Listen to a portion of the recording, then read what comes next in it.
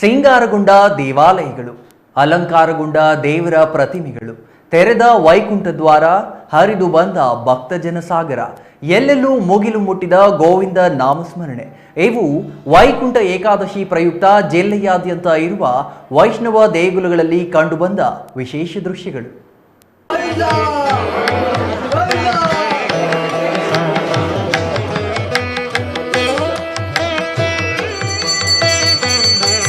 ಹೌದು, ಇಂದು ಶನಿವಾರ, ಜೊತೆಗೆ ವೈಕುಂಠ ಏಕಾದಶಿ, ಸಾಲದೆಂಬಂತೆ ರಜಾ ದಿನ, ಎಲ್ಲವೂ ಒಟ್ಟಿಗೆ ಬಂದ ಕಾರಣ ದೇವಾಲಯಗಳಿಗೆ ಭಕ್ತರ ದಂಡೆ ಹರಿದು ಬಂದಿದೆ.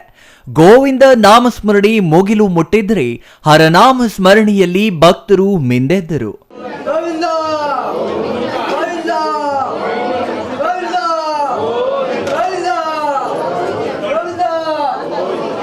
ಚಿಕ್ಕಬಳ್ಳಾಪುರದ ಕಂದವಾರ ಬಾಗಿಲಿನ ಲಕ್ಷ್ಮೀ ವೆಂಕಟರಮಣ ಸ್ವಾಮಿ ದೇವಾಲಯದಲ್ಲಿ ವೈಕುಂಠ ಏಕಾದಶಿ ಪ್ರಯುಕ್ತ ಶುಕ್ರವಾರದಿಂದಲೇ ವಿಶೇಷ ಅಲಂಕಾರ ಮಾಡಲಾಗಿತ್ತು.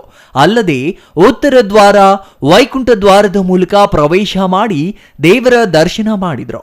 ಮುಂಜಾನೆಯಿಂದಲೇ ಅಪಾರ ಪ್ರಮಾಣದ ಭಕ್ತರು ದೇವಾಲಯಕ್ಕೆ ಆಗಮಿಸುತ್ತಿದ್ದು, ಭಕ್ತರಿಗಾಗಿ ದೇವಾಲಯ ಸಮಿತಿಯಿಂದ ಪ್ರಸಾದ ವಿನಿಯೋಗ ಮಾಡಲಾಯಿತು. ಪುರಾಣ ಪ್ರಸಿದ್ಧ ರಂಗನಾಥ ಸ್ವಾಮಿ ದೇವಾಲಯ ಇರುವ ರಂಗಸ್ಥಳದಲ್ಲಿ ಅಪಾರ ಪ್ರಮಾಣದಲ್ಲಿ ಭಕ್ತರು ಆಗಮಿಸಿದ್ರು. ಮುಂಜಾನೆಯಿಂದಲೇ ಆರಂಭವಾದ ಭಕ್ತರ ಆಗಮನ ಸಂಜೆಯ ನಂತರವೂ ಮುಂದುವರೆದಿತ್ತು. ದೇವರಿಗೆ ವಿಶೇಷ ಅಲಂಕಾರ, ಅಭಿಷೇಕ ಮಾಡಲಾಗಿತ್ತು. ವೈಕುಂಠ ದ್ವಾರದ ಬಾಗಿಲಿನಲ್ಲಿ ಪ್ರವೇಶ ಮಾಡಿದ ಭಕ್ತರು ರಂಗನಾಥನ ದರ್ಶನ ಪಡೆದು ಗೋವಿಂದ ನಾಮಸ್ಮರಣೆಯೊಂದಿಗೆ ತೀರ್ಥ ಪ್ರಸಾದ ಸ್ವೀಕರಿಸಿದ್ರು. ಇಂದು ಸಮಸ್ತ ನಾಗರಿಕ ಬಂಧುಗಳಿಗೆ ನಾನು ವೈಕುಂಠ ಏಕಾದಶಿಯ ಶ್ರೀ ಭಗವಂತನ ಕೃಪೆಗೆ ಎಲ್ಲರೂ ಕೂಡ ಕಟಾಕ್ಷದಿಂದ ಆಶೀರ್ವಾದ ಪಡಿಬೇಕು ಅಂತ ಈ ಸಂದರ್ಭದಲ್ಲಿ ಹೇಳೋಕ್ಕೆ ಇಷ್ಟಪಡ್ತೀನಿ. ಏನೆಂದರೆ, ಇಂದು ಶ್ರೀ ರಂಗನಾಥ ಸ್ವಾಮಿ ದೇವಸ್ಥಾನದಲ್ಲಿ ವಿಶೇಷವಾಗಿ ಹೂವಿನ ಅಲಂಕಾರ ಹಾಗೂ ವಿಜೃಂಭಣೆಯಿಂದ ಇವತ್ತು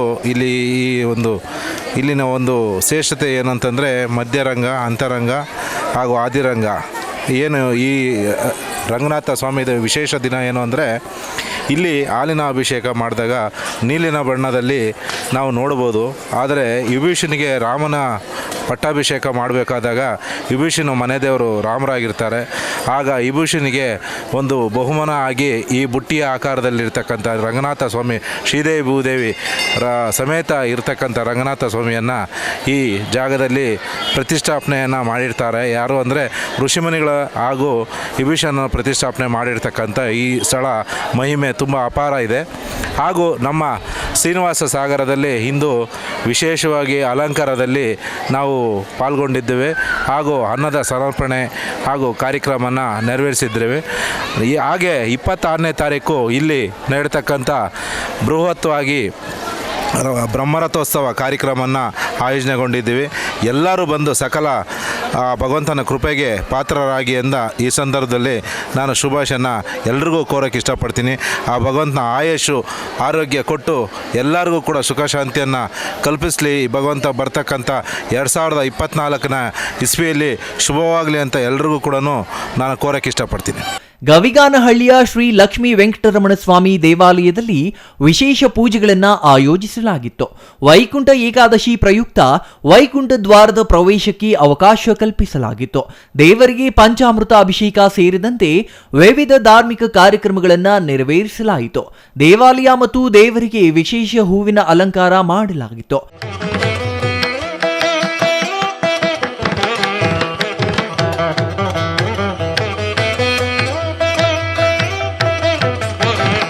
ಉತ್ತರ ದ್ವಾರದ ಮೂಲಕ ಭಕ್ತರು ತೆರಳಿ ದೇವರ ದರ್ಶನ ಪಡೆದರು.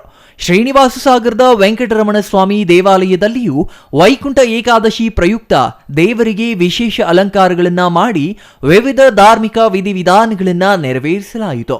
ಉತ್ತರ ಭಾಗದ ವೈಕುಂಠ ದ್ವಾರದ ಮೂಲಕ ಪ್ರವೇಶ ಮಾಡಿದ ಭಕ್ತರು ದೇವರ ದರ್ಶನ ಮಾಡಿದರು. ಚಿಕ್ಕಬಳ್ಳಾಪುರ ತಾಲೂಕು ದೊಡ್ಡಮರಳಿ ಗ್ರಾಮ ಪಂಚಾಯಿತಿಯ ವ್ಯಾಪ್ತಿಯಲ್ಲಿ ಬರ್ತಕ್ಕಂತಹ ಗವಿಗಾನಹಳ್ಳಿ ಗ್ರಾಮದಲ್ಲಿ ಅನಾದಿ ಕಾಲದಿಂದಲೂ ನೆಲೆಸಿರ್ತಕ್ಕಂತಹ ಶ್ರೀ ಭೂನೀಳಾ ಸಮೇತ ಶ್ರೀ ಲಕ್ಷ್ಮೀ ವೆಂಕಟೇಶ್ವರ ಸ್ವಾಮಿ ದೇವಾಲಯದಲ್ಲಿ ವಿಶೇಷವಾದಂಥ ಸೇವೆಗಳನ್ನು ಪ್ರತಿ ವರ್ಷವೂ ಕೂಡ ನಡೆಸ್ಕೊಂಡು ಬರ್ತಾ ಇದ್ದಾರೆ.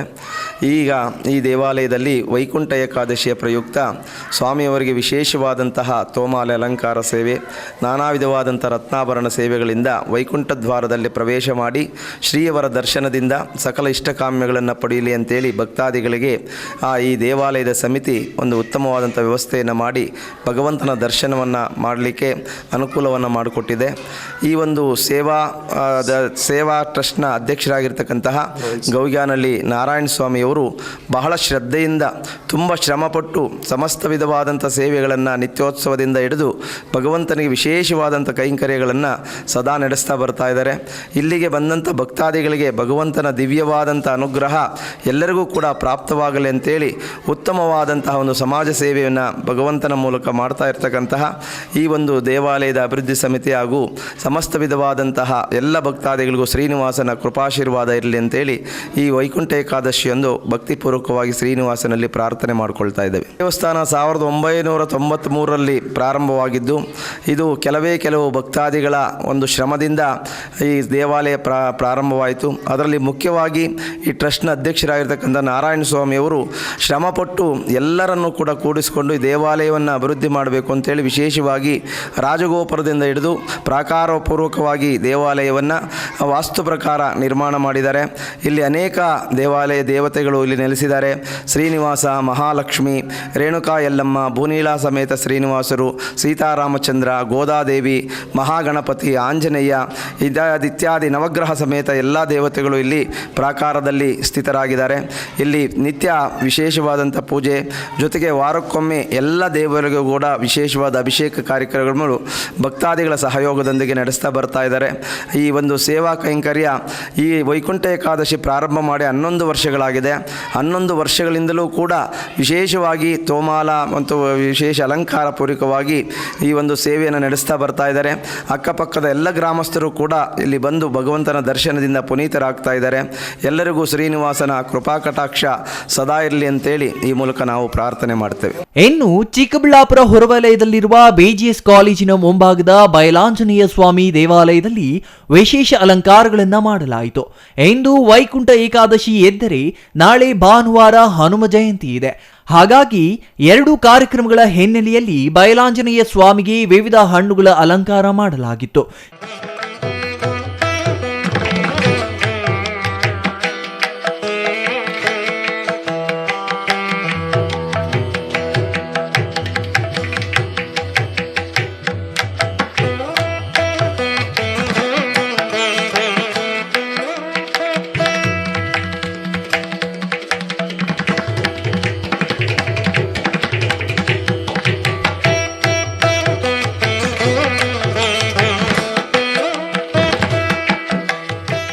ಶನಿವಾರ ಮುಂಜಾನೆಯಿಂದಲೇ ದೇವರಿಗೆ ವಿಶೇಷ ಅಲಂಕಾರ, ವಿವಿಧ ಧಾರ್ಮಿಕ ಕಾರ್ಯಕ್ರಮಗಳನ್ನ ಏರ್ಪಡಿಸಲಾಗಿತ್ತು.